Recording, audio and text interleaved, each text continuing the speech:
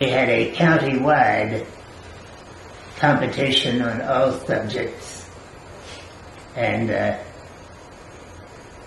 our school had never been invited to participate in that competition. I was not very paranoid in those days, so I can't tell you what I thought of as the explanation for why we were not included, but we were not included. On this particular year, the superintendent of schools was a rather broad-minded man, and we were included. And without meaning to be boastful, I'll give you a hint who won that year. And it was as much of a surprise to me as to anybody else. But anyway, I still have that award in the attic here, and I'm proud of it. Because I was competing with good students from all the schools in the town and in the rural area around the town. So it was an honor, and I appreciated it. The high school, there was only one high school in the area, in the city, and two in nearby small towns. So we did not have a lot of the wonderful equipment that modern schools have, and that was unfortunate, no question. But again, we got along, and when we went to the colleges or universities, we held our own, so I guess the schools were not so bad after all. We did go away to colleges. When I was about that age, the United States was engaged in a war, a terrible war, a very big war, a war to end all wars. And men, that includes large boys and medium capable older men, and everything in between, either volunteered or were drafted. And colleges, I'll have to admit, became a little more easy to get into because their pool from which they drew their male students had shrunk considerably. So before I finished high school, I was invited to every college, and I did so, and was very pleased to do so, and got about 2 years of college out of the way before I was drafted into the Army. Being drafted was never a great thrill for anyone, but it was part of the duty of a citizen. And I don't know of any young men in my circle of acquaintances who actively shirked the duty.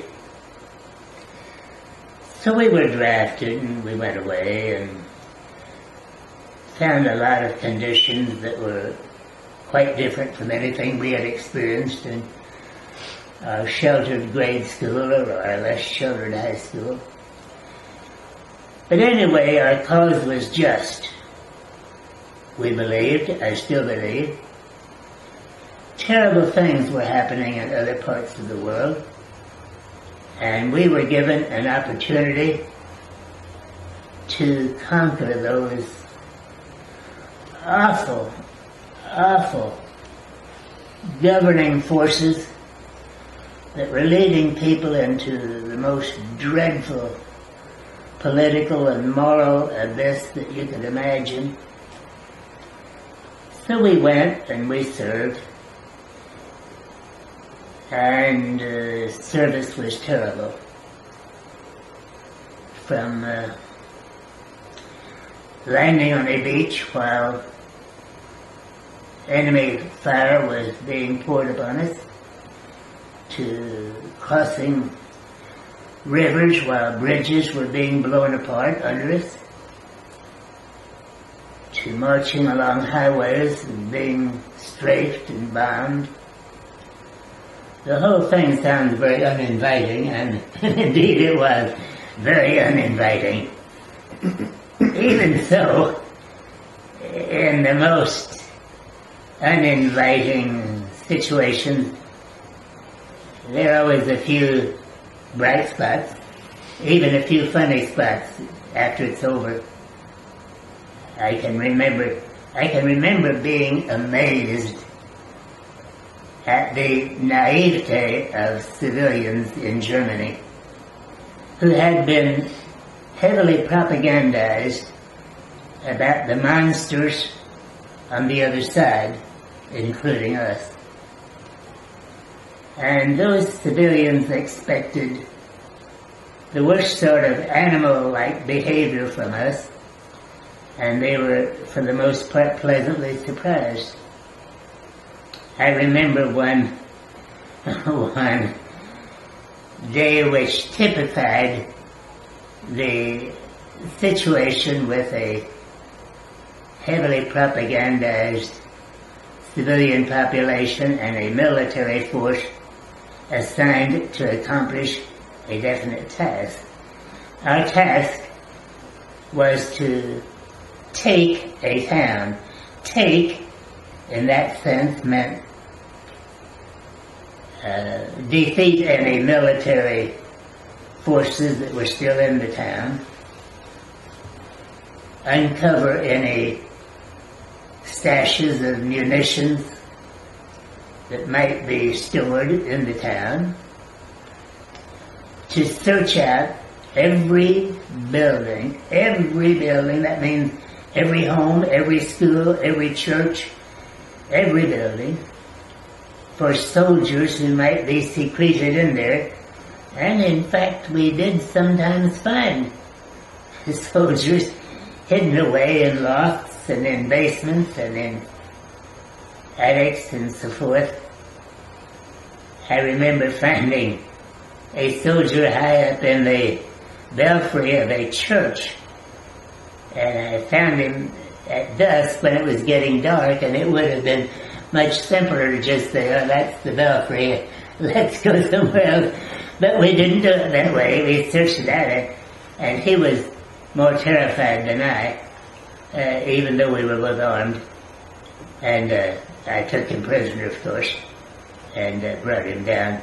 And he was a lucky man to be taken prisoner, especially at that time of day when it was pretty inconvenient to take prisoners in. But we took a lot of prisoners, hundreds, maybe thousands. I didn't count them. I'm remembering this particular woman in a town who was so terrified that she was hysterical. She was so hysterical that she could not hear or see or sense anything around her. She could only scream in a very loud, screaming voice, "Rape me and then kill me, but spare my baby."